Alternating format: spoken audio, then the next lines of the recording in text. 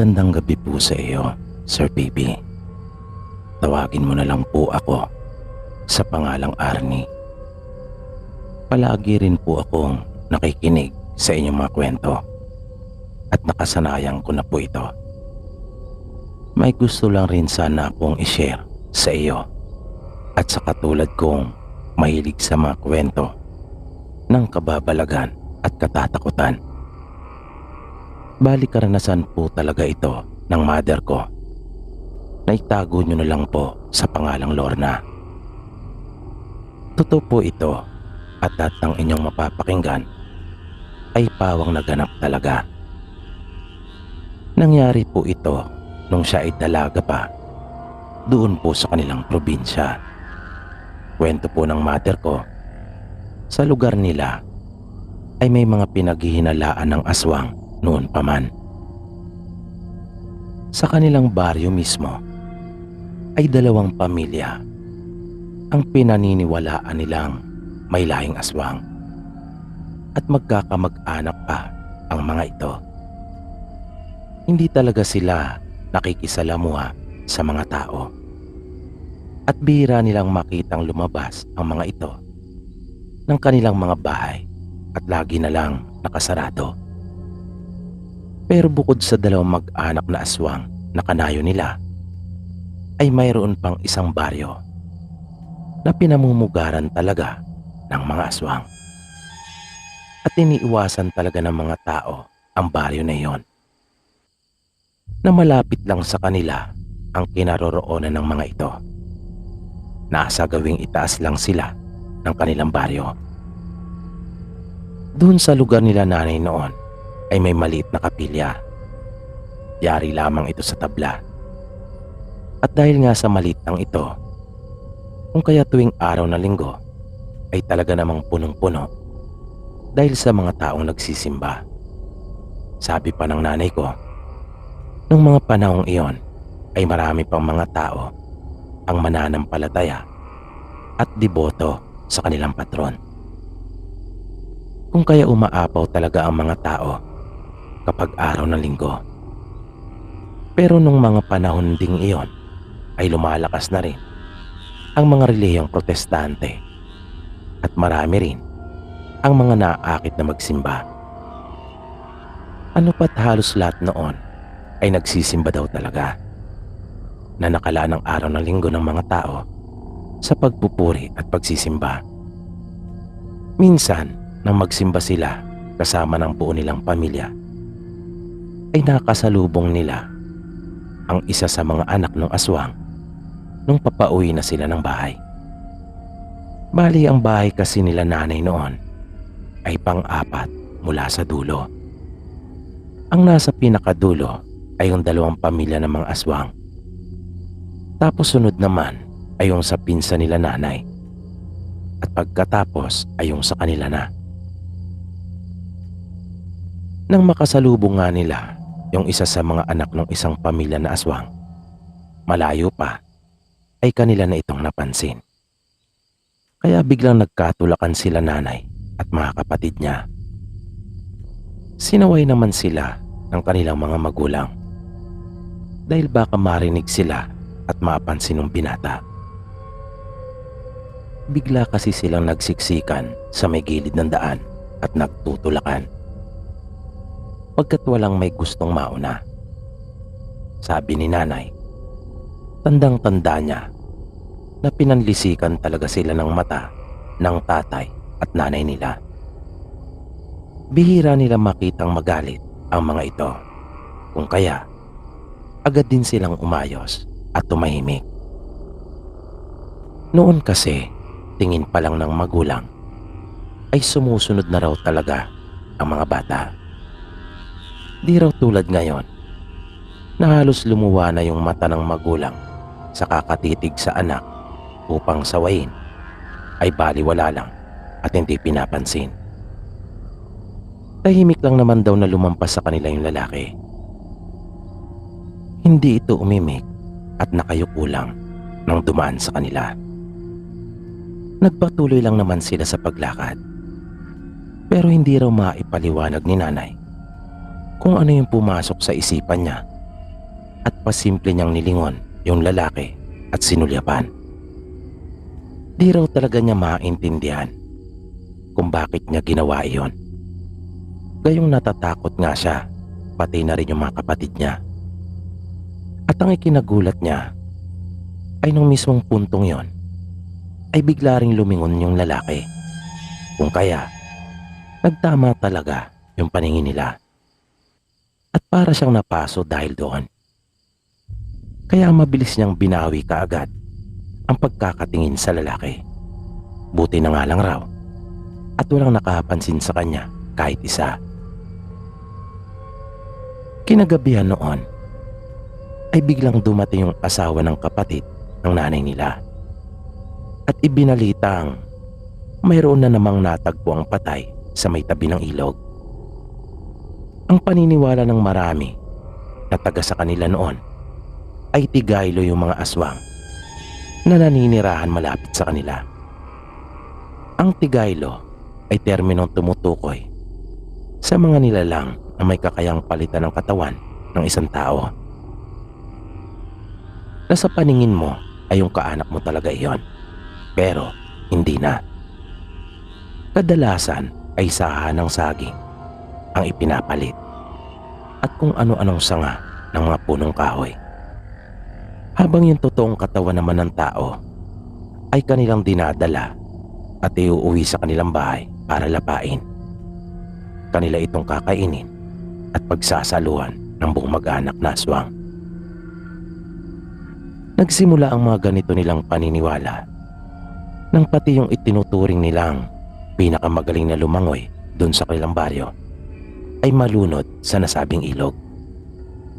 Na ang sinasabi pa nga noon ng mga hindi naniniwala ay walang magaling lumangoy kapag pinulikat ka sa ilalim ng tubig. Pero kumbinsido pa rin ang marami sa kababaryo nila nanay na hindi pulikat ang siyang ikinamatay nito, kundi kinuha talaga ng mga aswang at pinalitan ang kanyang katawan. Dahil marami ang nakasaksi sa husay talaga nitong lumangoy, na kahit siguro pulikatin pa ang dalawa niyang paa, ay may sarili kasi itong pamamaraan kung papaano siya kusang lulutang, na kahit hindi pa niya ikilos ang mga paa at kamay, ay kayang-kaya niyang lumutang sa tubig. Kaya buo sa isipan ng karamihan ng mga taga sa kanila na inaswang talaga yung kanilang kababaryo. At nung gabi ngang iyon ay nabalitaan na naman nilang mayroon na namang namatay sa tabi ng ilog. Kaya ang hinala nila ay yung mga aswang na naman na nasa itaas ng bundok ang may gawa noon. At may isa pa silang palatandaan na nagpapalakas sa kanilang hinala. Tuwing may kanayon kasi silang namamatay doon sa ilog, ay naririnig nilang nagkakasiyahan ang mga ito at nagliliwanag yung bahagi ng bundok kung saan sila naroon pagkat gumagawa sila ng mga malalaking siga na akala mo talaga ay may piyesta sa kanila. At ganun nga ang nangyari nang malapit nang sumapit ang ating gabi. Nagkasayahan na naman yung mga aswang doon sa itaas nila. Pero yung iba nilang kanayon, ang pinaghihinalaan ay yung dalawang pamilya sa baryo nila. Sabi kasi ng mga ito, mas delikado yung tahimik kaysa mga maingay. Paniwala ng ilan sa mga kanayon nila ay sila ang pumapatay doon sa kanilang baryo at nananatiling tahimik lang. At nalaman nila na ganito palang pakiramdam ng iba dahil na rin nga sa tiyuhin nila nanay na nagbabalita sa kanila.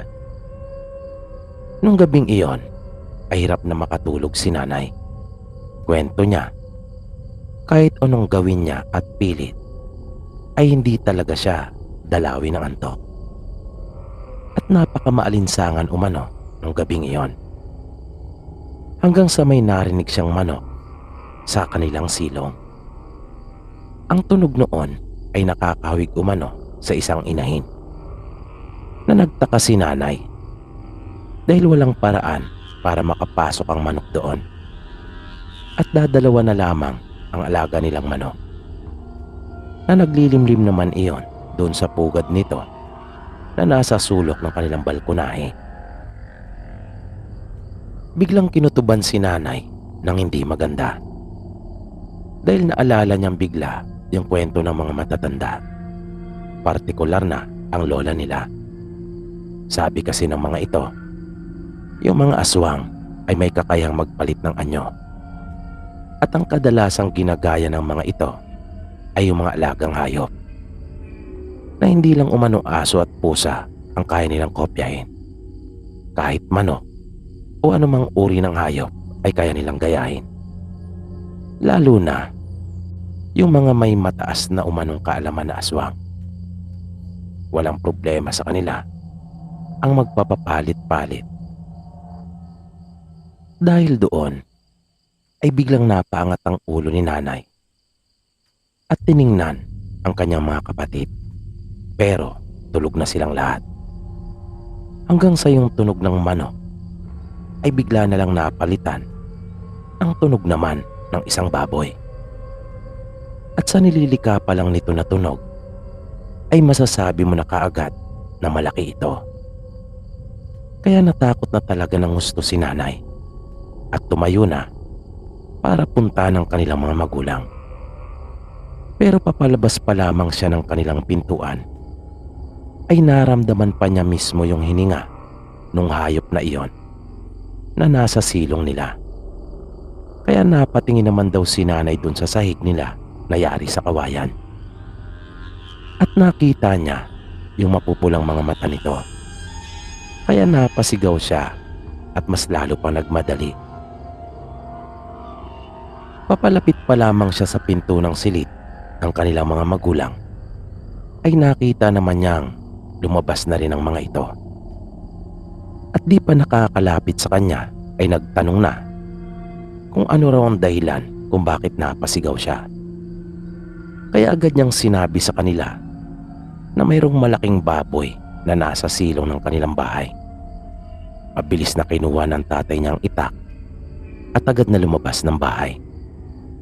Napasunod naman silang dalawa ng nanay niya dahil sa pag-aalala. Pero laking gulat nila nang kanilang ilawan ng silong. Pagkat wala namang naroon, hindi na nila iyon inabutan pa. Pero kinabukasan ay napatunayan nilang totoo ang sinasabi ni nanay dahil naroon pa ang mga bakas ng paa noon. Malakas ang kutob nilang aswang ang bumisita sa kanila nung nagdaang gabi na yon at nagpanggap lang na isang baboy. Makaraan ng ilang linggo matapos iyon ay idinaos na ang kapistahan sa kanila. At tulad ng kanilang nakagawian ay nagkaroon ng sayawan sa kinagabihan. Pero may pag-aalala ang lahat. Dahil tuwing idinaraos nilang kapistahan doon sa kanilang baryo ay mayroong namamatay. At lalo pa silang nahintakutan. Nang sa unang pagkakataon ay dumalo at nakisalamuha sa kanila yung mga anak ng kababaryo nilang aswang. Nagulat pa sila pagkat malalaki na rin ang mga ito. At nakitang muli ng mother ko yung nakasalubong nila sa daan. Kaya hindi lang takot ang naramdaman niya, bigla rin siyang nakaramdam ng hiya. Dahil nahuli siya nitong nilingon yung binata nang huli silang magkita. At mas lalo pang naging mainit at nakakakaba ang mga sunod na tagpo. Dahil bigla na lang lumapit ang mga ito doon sa kanilang pwesto at nakipagkilala. Pero nagulat sila nanay na kahit mga kapatid at pinsan niya ay hindi makapaniwalang mababait at magagalang pala ang mga ito. Pero tipid talaga silang magsalita maliban sa isa. Kaya nung huli ay nagkasiyahan sila. Kahit yung ibang naroon sa sayawan ay napanatag na rin at naging komportable na. Nakilala ni Nana yung binata at nagkataong kaedaran pa pala niya ito. At siya ay si Arnulfo.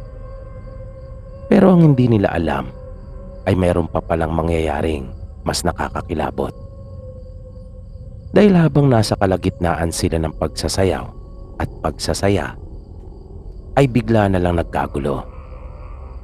Ang narinig nilang isinisigaw at usap-usapan ay may isang binatilyo umano na dinumog ng aswang habang ito ay papauwi ng kanilang bahay. Kaya nagkayayaan sila nanay na umuwi na. Takot na takot sila ng kanyang mga kapatid at mga pinsan. Kaya nagpaalam na rin sila sa mga bago nilang naging kaibigan. Ngunit nagulat naman sila nang alokin sila ng mga ito na iyahatid na. Nagkatinginan sila nanay at mga pinsan niya. Dahil nag-alala sila na baka sila naman ang dumugi ng mga ito sa daan. Pero tila nabasa naman ng mga ito yung kanilang iniisip at sinabing wag daw silang mag-alala pagkat hindi naman daw sila ganon. Hindi raw totoo yung iniisip at sinasabi ng mga tao sa kanila. At dahil sa pagpupursige ng mga ito ay pumayag na rin sila nanay.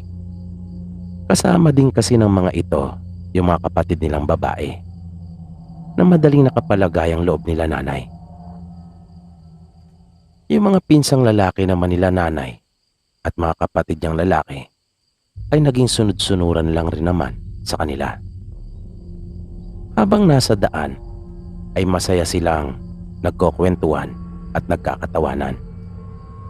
Dahil pala kwento at kwela ang pinsan ni Arnulfo na si Fidel. Hanggang sa bigla na lang may sumunggap sa isa sa mga pinsang babae ni nanay. Kung kaya natumba ito at nakita nilang gumulong pa sa may damuhan. Mabilis nila itong tinulungang makatayo. Pero yung lumundag dito ay bigla na lang nawala. At kahit anong pag-ilaw pa ang gawin nila sa paligid ay wala talaga silang nakita. Sinabi ng magpipinsan na manatili lang muna sila doong sandali dahil masama raw ang kanilang kutob. Sinabi din ni Arnulfo na walang sino mang tatakbo kahit ano pa ang kanilang makita.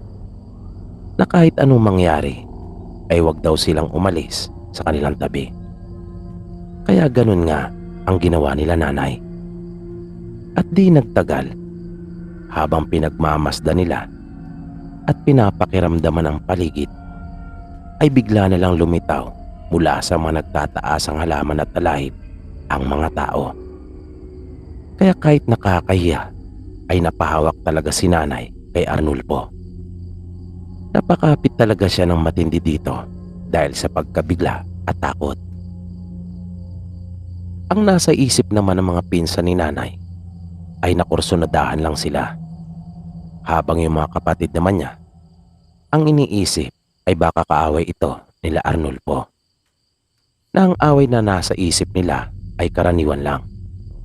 Pero ang hindi nila alam ay sila na pala yung mga aswang na nasa itaas ng bundok at nais ding makipiesta sa kanila. Yun nga lang ay ibang kasiyahan ang gusto ng mga ito. Pero biglang natigilan yung mga lalaki nang ang makita nilang nasa harapan ay si Arnulfo, na napatanong pa nga yung isa kung ano raw ang ginagawa nila ng mga kapatid at pinsan niya doon. Napatingin si Arnulfo kanila nanay na parang nag-isip pa ito at nagdadalawang isip na sagutin yung katanungan ng lalaki. Muling inulit ng lalaki yung kanyang tanong at medyo nagtaas na ito ng kanyang tinig. Kaya sumagot na rin si Arnulfo. Pero pabalang ang paraan ng kanyang pagsagot. Sinabi niya sa lalaki na wala itong pakialam. Pupunta raw sila sa kahit saang dako na kanilang maibigan. At bigla pa itong nagbabala. Sinabi ni Arnulfo na mga kaibigan niya sila nanay.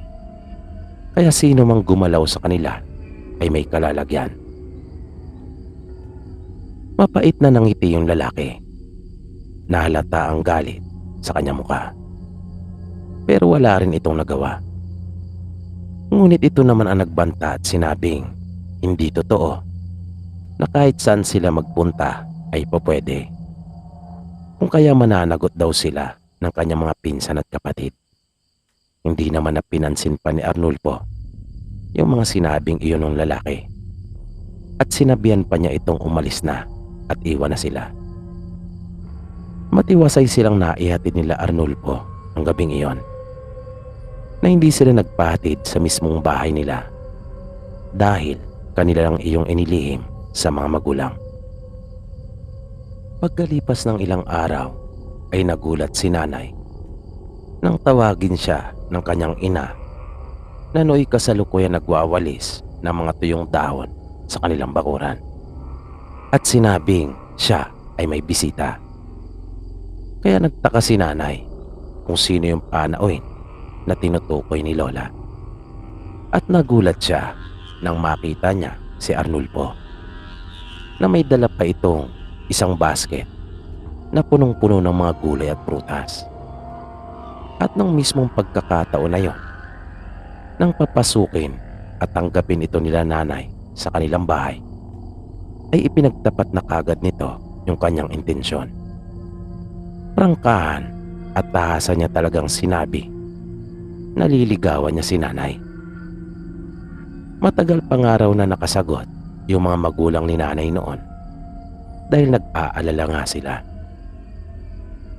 Kaya sinabi nitong hindi naman totoo yung mga sinasabi sa kanila ng mga tao at binigyan nila ito ng pagkakataon dahil payag din naman si nanay. Pero makalipas lang ang isang araw ay yung pinsan naman nitong si Fidel ang nagpahayag ng kanya ring intensyon na manligaw. Kaya ikinabigla talaga iyon nila nanay at ng kanyang mga kapatid at magulang. Pero nung huli ay hindi niya tinanggap si Fidel dahil may pagtingin talaga siya kay Arnulfo. At inamin ni Arnulfo kay nanay na may lahi talaga silang aswang, na hindi pa iba sa kanila yung mga nasa bundok. Kamag-anak pa pala nila ang mga iyon. Yun nga lang, matyaga kasing tinuklas ng nanay ni Arnulfo yung paraan kung paano sila makakapamuhay ng tulad sa isang karaniwang tao, at nagtagumpay naman ito. Habang si Fidel naman dala ng pagkabigo na masyado niya itong dinamdam, ay muling nagkulong sa bahay at iniwasan na nila na muling makisalamuha pa sa mga tao. Kalaunan ay nabalitaan na lang nila nanay na inasawa ni Fidel yung 3 niyang kapatid na babae. Ito na lang siguro yung naging paraan nila upang makapagpatuloy ang kanilang mga lahi, pagkat iniiwasan na rin kasi sila ng mga tao, pagkat may nakakakita sa kanila na nang aakyat ng bahay ng mga kanilang kababaryo, na hindi kasi nila tuluyang tinalikuran ang pagiging aswang, hindi tulad ng pamilya nila Arnulfo. At hindi na rin sila ginambala pa ng mga kamag-anak nila dahil higit palang mas mataas ang kanilang dugo kaysa mga ito, at mataas din ang kanilang pagrespeto sa pamilya nila Arnulfo. Masayang namuhay sila nanay at Arnulfo.